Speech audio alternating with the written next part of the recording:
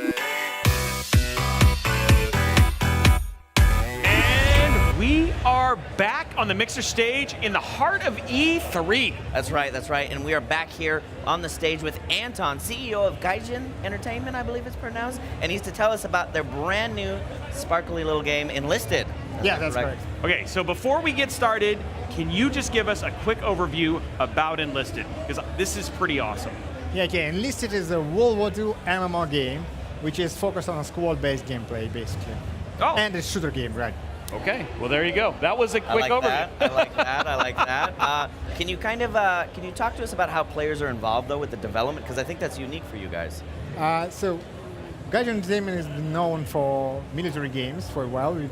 We're developers behind the War Thunder, Okay. which is a military World War II game. Not only World War II, but military vehicles. So this is our, we wanted to go to the shooter, first-person shooter space, and our view on real World War II events as Right. well. Because there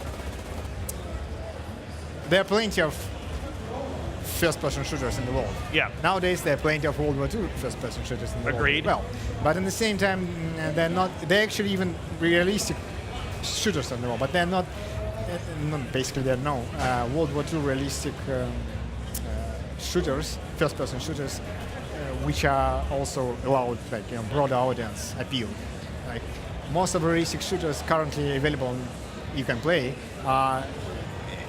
They require like few minutes before you actually go to engage in the battle. Then you get shot, one shot, and then you 5 minutes before you get in the battle. So it's a little bit too slow for broader audience.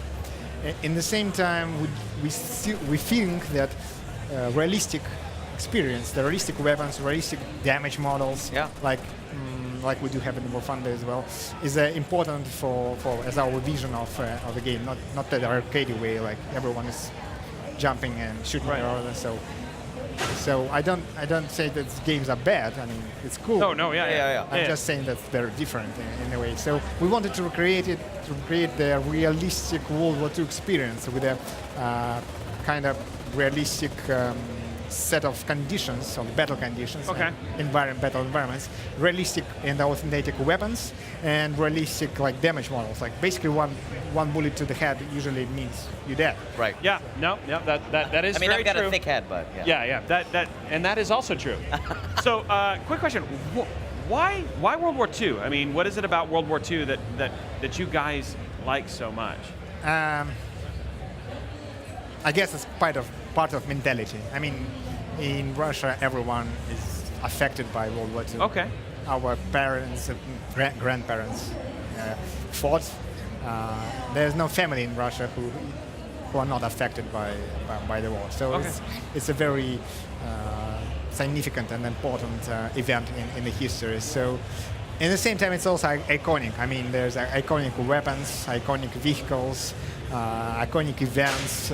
It's a time of heroisy, of the great and achievements, and it's really like there's no discussion who was right and who was wrong. Right. It's pretty straightforward. Okay. So if you think about current like Black Ops operation or something like that, is always questionable from moral point of view. Right. So that's why I guess. Okay. Now, of course, World War II being a real world event that happened, what is your guys' approach when you want to bring something that happened in the real world into a gaming element? Like, what kind of process do you go through for accuracy, making sure you're getting the right stories to be told? So, okay, it's an important question, and there are two sides of it. First of all, historical accurate, realistic details like weapons, uniforms, vehicles. Of course, even game developers who are as passionate as we are about World War II, still require historical consultants on that because it's requires real skills, knowledge, education. So we have plenty of historical consultants who consult us on these particular details. But the other thing is the feeling, the impression of World War II. When let's say there's 16 people versus 16 people in a small city, that's not really a war. That's a combat operation. Yes. During World War II, there was million people in a single army, a single theater of even war. Yeah, not even during the whole war, but Yeah. in a single like Yep. city. So Yep. our goal was to create such a feeling, like the chaos and at the same time the scale of the World War II. So we focused on the most popular known events of World War II, like Normandy D-Day, everybody knows in the US, Yep. but also Stalingrad, Moscow defense, and some of important and at the same time well-known operations. Well, it sounds like it was important to get it right, because you're a Russian-based studio, if I'm correct if I'm wrong. Well, we're a Russian-based publisher. Correct. The developer, Darkfall Software, they are Russian and also European. They do have. Yeah, and World War II culture and history throughout. You're like you said, your grandparents, your great-grandparents. It's probably also a passion project to make sure getting that right, getting that feeling right, that accuracy, that environment, making sure you're being true to the story while bringing this piece of entertainment to your community. Yes, that's exactly what our feeling are. We want to break the feeling, while still make it entertaining game. So that was it is our main goal behind the Enlisted. So in order to do that, we made a squad-based shooter. Like you're not only one there, you also control the squad of your soldiers. They are AI controlled. You give them commands, and that not only increase the scale, like there are hundreds of soldiers in the battle, not only like tens, but also that gives you a less frustrating experience of being shot, because immediately after you get shot, if you still have soldiers in your squad, you move your control to the body of the other character and you go on like smoothly immediately. That gives you makes the game more forgiving, and you while it's still important, your decisions are still matters, your mistakes are less frustrating. Okay. Yeah.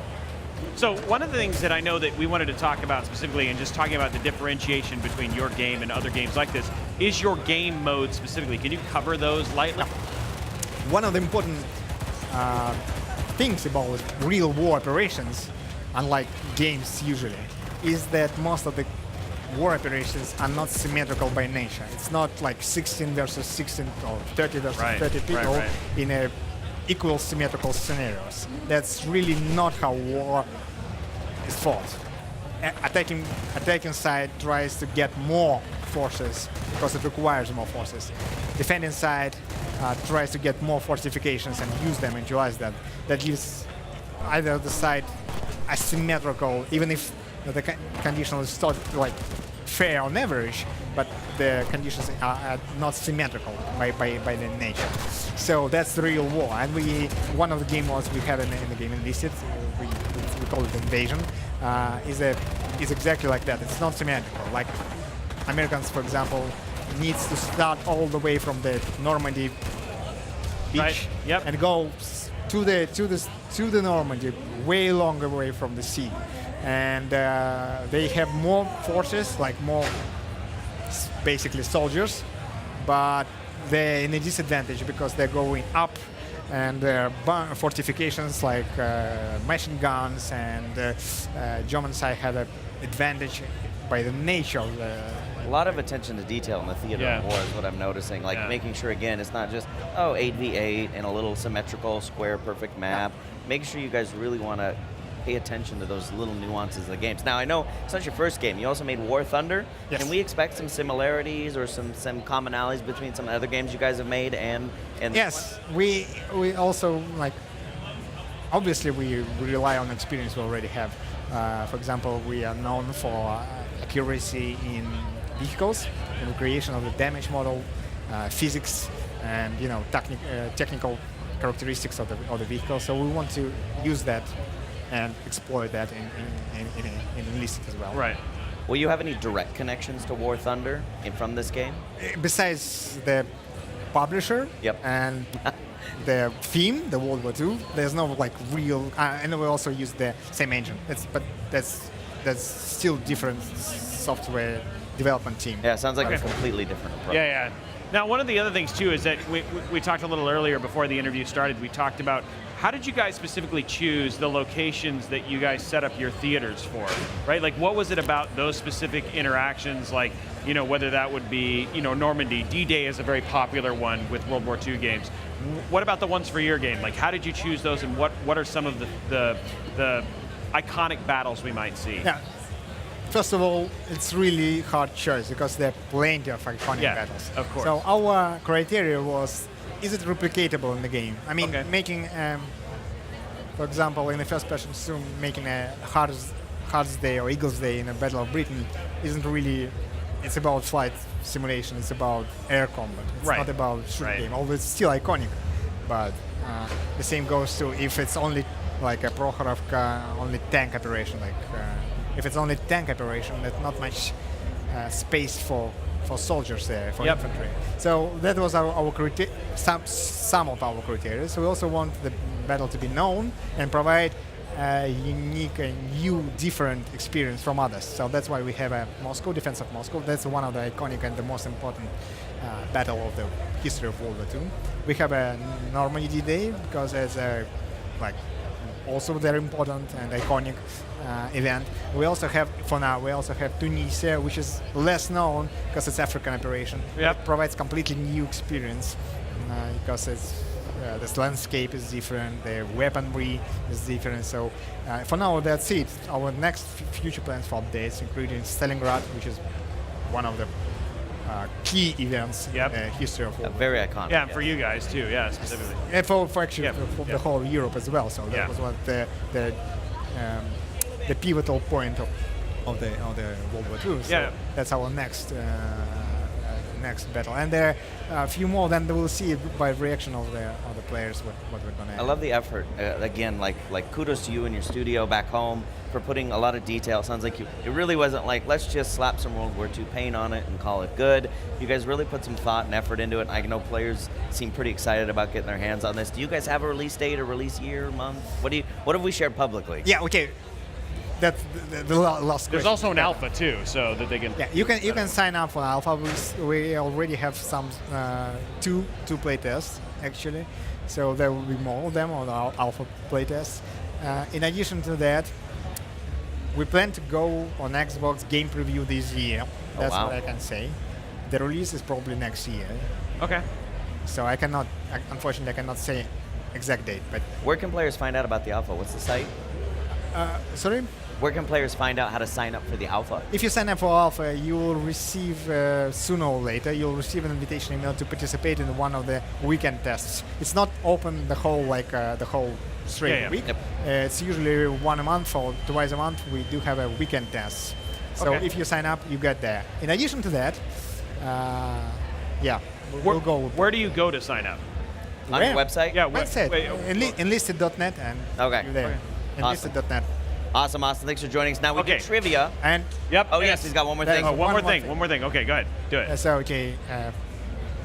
On the April Fool's event, we launched a very funny and still helpful event. We made a Cuisine Royale Okay. game, which is a battle royale game, Right. but all about kitchenware. Because in current battle royale games, kitchenware is underappreciated and not powerful enough. So we had a lot more to that, like pancake pan, which you can literally deflect bullets Yep. with it.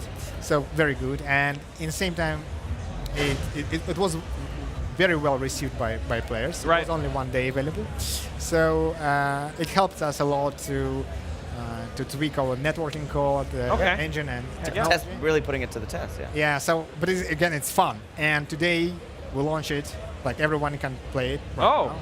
Oh, so you're launching it so that way people can get their hands and on that, it. And that announcement's just that he's announcing that just here. Yes, yes, This is actually. an Well, there we go. exclusive. There we That's go. announcement. Yeah. And they we're- can go download that and give it a try? Yeah, you're going to cuisineroyale.net, CuisineRoyale.net. I love that. And then you can CuisineRoyale.net. download and it helps out the game. and it helps. Okay, so guys, check it out, CuisineRoyale.net. But also, get your controllers, your keyboard, all of your digits ready because it's time for some trivia. And as always, we've got lovely awesome prizes to give away. That's right, that's right. And remember, the quicker you answer the question, the more points you score, as long as it's accurate. So make sure you're listening up. We're going to throw the first question at you right now. Why is the optical sight in the M1 Garand located on the side of the gun? The stock doesn't interfere with the aiming. Ejected empty shells don't block the sight. The magazine can be fully unloaded, or the sight can be installed on the rifle with minimal modification. Wow. That was a really detailed question. Wow. Okay, so We went somebody from was Ninja really Turtles? into that one. Yeah, no kidding. From the this. World War Okay, II it's already nerd in. in It's already the the back answer's of the already truck? up. And so the answer was it's because the magazine can be fully loaded, not unloaded there. But Loaded. okay, yeah, loaded. So Yeah, there we go. loaded. Yeah, loaded. Do you want to go and take the second question? It's right there. Okay, what was the Name of an extensive system of fortifications in Normandy. Normandy? Yeah, the Normandy Wall, the Atlantic Wall, the Ziegfeld Line, Yep. and the Sea Wall. You know, I'm surprised because that's not what I thought it was going to be. None of those. I thought maybe they were talking about the Maginot Line, but we'll go up. Time's up. What was the correct answer? Why don't you go ahead and take it? The correct answer is Atlantic Wall. Yeah, the the Atlantic It was Wall. very long wall. Look at all those. Whole Look at Normandy. the spread of the questions there. Look at the spread. Only of the answers. 19% You're getting it right. You're getting full-on education here That's right now. That's right. All right, next one here. Which of these was an anti-tank rifle? The Maxim Tokarev, the Bazooka, the Ithaca M37, or the Panzerbusch? 39. Panzerbusch. Panzerbusch 39. Yeah. And the answer is, of course, Panzerbusch. The Panzerbusch. Oh yeah. Oh, there we go. I mean, it's And you did it Panzer. right on time. Yeah, the Panzerbusch means literally. Yeah, it means Hey. literally anti-tank. Yeah, there we go. Time Learn is it- up. learn Let's it see how stuff. many got it right. 46%. That's good. That's good. Some history nerds in here. Okay, yeah, which is me. Okay, so in Mauser 98K, what does the K stand for? Is it Kurz, Krieg, Koenig, or Karabiner? It wouldn't be, yeah, it's a Karabiner. Carabiner. I think. Karabiner. I You think- know what that is? No. Karabiner. It's not, yeah. You know, right? You know, right? Okay, time's up. What's the answer? The answer is course. It's Yeah, that's right. shot. Yeah, exactly. I didn't know that. And we're going to get a winner here in just Yeah, a we're second. just We're getting going a to tally it up. Only 11%, the lowest answer. People need to But brush up on that. By far the most educational segment I think we've had today. Okay, here we go. And Results are. Face melting fast is the winner. Wow, and he face meltingly fasted got those good historical answers. Oh, yeah, he's cringing at that one. Okay. Anyway, guys, thank you so much for coming to our stage. Now let's head out to the field to see what's happening on the show floor.